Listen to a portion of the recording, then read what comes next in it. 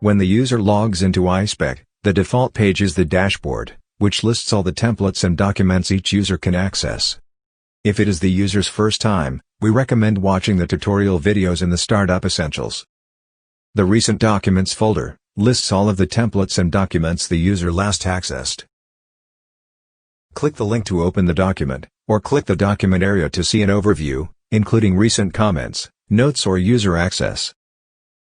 The Favorites folder lists any templates or documents that have been marked as favorite.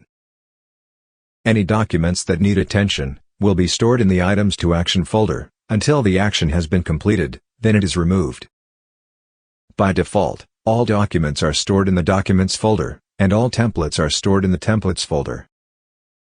Documents can be moved to different virtual folders, but will also reside in the default folders.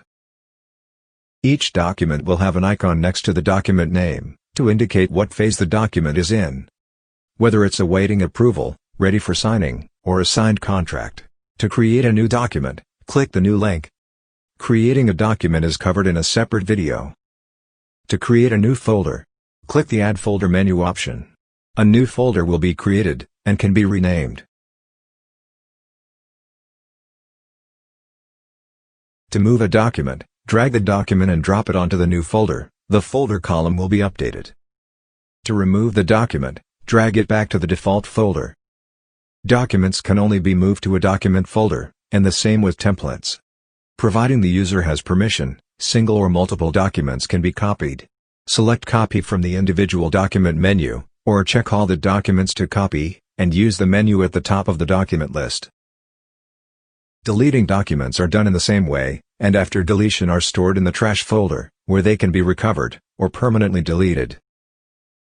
Deleted documents can also be seen by unchecking the Active Documents Only checkbox in any of the folders.